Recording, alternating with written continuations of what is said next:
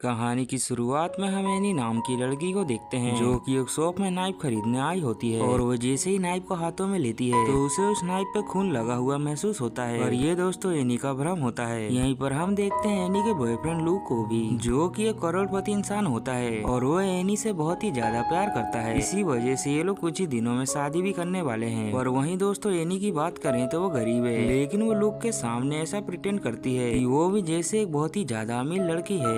Any दोस्तों एक magazine पे काम कर रही होती है। अब ये दोनों एक रेस्टोरेंट में जाते हैं, जहाँ जाते ही एनी लूक को ना देखकर खाने पे टूट पड़ती है क्योंकि वो दोस्तों गरीब और इस प्रकार का खाना वो रोज रोज नहीं खाती। इसी बीच लूक जब बाथरूम के लिए जाता है तो उसके जाते ही एनी खाने को एक ही बार में खा जाती है। जिसके बाद हम अगले दिन का समय देखते हैं, जहाँ एनी अपने दोस्त नेल के साथ मेट्रो का सफर कर रही होती है, जहाँ इसी बीच एक शराबी से घूर रहा होता है, जिसे देखकर एनी बुरी तरह से डर जाती है। दरअसल दोस्तों एनी के पास्ट में कुछ गलत हुआ था, जिसके बीजन उसे बार बार दिखाई देते हैं और अभी तक उसके अंदर से वो डर नहीं गया और यही वजह है कि वो छोटी से छोटी चीजों से डर जाती है। दोस्तों एनी अपने मैगजीन पे काफी अच्छा काम करती है, जो देखकर उसकी बॉस कहती है कि अगर तुम इसी तरह से काम करती रही तो तुम्हारा नाम एक दिन जरूर न्यूयॉर्क टाइम्स में आएगा। अब इसके बाद जब एनी अपने ऑफिस में होती है तो वहाँ पर एक और नाम का बंदा आता है, जो कि एनी से कहता है कि मैं आपके पास्ट के ऊपर किताब लिखना चाहता हूँ। जो सुनकर एनी उसे सीधा ही मना कर देती है क्योंकि वो अपनी कहानी किसी को भी नहीं बताना चाहती। इसके बाद हम देखते हैं कि एनी कंप्यूटर में एक आदमी के नाम को सर्च करती है और देखती है कि वो आदमी बहुत ही बड़ा ऑथर बन चुका है और ये देखकर वो अपने स्कूल की यादों में चली जाती है। जहाँ एनी जब स्कूल पहले दिन गई थी तो उसने देखा कि यहाँ पे ग्रुप बटे हुए हैं, जिसमें एक पढ़ने वाले और एक ना पढ़ने वाले। लेकिन दोस्तों एनी लिखने में काफी अच्छा फेमस थी, इसीलिए उसके टीचर उसे काफी ज्यादा पसंद करते थे। अब फिर से कहानी प्रेजेंट में शिफ्ट होती है, जहाँ अब एनी लुक को बताती है कि मेरे ऊपर कहानी लिखने की बात की जा रही है, लेकिन मैंने उस ऑफर को ठुकरा दिया। इस पर लुक कहते हैं कि मैं आगे के बिजनेस के लिए लंदन जा रहा हूँ, सब कुछ सही रहा तो हम वहीं पे रहेंगे। अब ये सुनकर ये दोनों ही खुश हो जाते हैं और इसके बाद हम फिर से एनी का फ्लैशबैक देखते हैं, जहाँ स्कूल के बच्चों के साथ उसकी काफी अच्छी दोस्ती हो जाने की वजह से वह उनके बुलाए पार्टी में चली जाती है, लेकिन उसे वो लड़के इतनी ज्यादा शराब पिला देते हैं कि अब एनी को कुछ भी होश नहीं रहता। इसी वजह से वो लड़के अब एनी को अपने घर लेके जाते हैं और एनी को उन लड़कों के साथ जाता देख उनका टीचर भी देख लेता है। अब वो लड़के एनी को अपने घर ले जाके उसका बहुत ही ब्रूटली तरीके से रेप कर देते हैं और एनी के साथ क्या हो रहा था उसे समझ नहीं आ रहा था और जब तक वो समझ पाती तब तक काफी देर हो चुकी थी। अब कहानी प्रेजेंट में शिफ्ट होती है, जहाँ एनी पास्ट का सोच के लूक के ऊपर ही गुस्सा कर देती है, लेकिन जल्द ही उसे पछतावा हो जाता है कि उसने जो किया वो गलत था। अब पास्ट में रेप होने के बाद एनी वहाँ से भाग जाती है, जहाँ उसकी नजर उसके टीचर पे पड़ती है, जिसके पास वो जाके उसके साथ जो कुछ भी हुआ वो पूरी कहानी उसे बताती है। जो सुनकर उसका टीचर कहता है कि हम उन्हें छोड़ेंगे नहीं। जिसके बाद वो टीचर अगले दिन एनी को हेड मास्टर के पास लेके जाता है, जहाँ पूरी कहानी सुनने के बाद हेड मास्टर कहता है कि जो कुछ भी तुम्हारे साथ हुआ क्या तुम उसमें राजी थी। तो एनी कहती है कि मुझे होश नहीं था और मैं तो बस दया की भीख मांग रही थी, लेकिन वो लोग नहीं रुके और मेरे साथ गलत करते चले गए। अब ये सुनकर हेड मास्टर कहता है कि तुम्हारे मॉम डैड को बताना पड़ेगा, लेकिन एनी अपनी इज्जत के डर की वजह से अपनी मॉम को ये बात बताने से मना कर देती है। इसके बाद कहानी फिर से प्रेजेंट में शिफ्ट होती है, जहाँ एनी अपनी और लुक की फोटो को इंटरनेट पे अपलोड करती है और वो फोटो देख के एक लड़की उस पर कमेंट करती है कि वो एनी से शादी ना करे, जो देख कर एनी को गुस्सा आता है और वो उस कमेंट को डिलीट कर देती है। इधर पास्ट में आर्थर नाम का बंदा एनी के पास आके कहता है तुम्हारे साथ इतना ज्यादा बुरा करने वाला बंदा जिसका नाम डीन है उसी ने तुम्हारे साथ बुरा किया है, उसने मेरे भी साथ एक बार बुरा किया था। अब ये सुनकर एनी समझ जाती है कि उस बंदे को सबक सिखाना पड़ेगा। जिसके बाद एनी अपने कुछ दोस्तों के साथ मिलके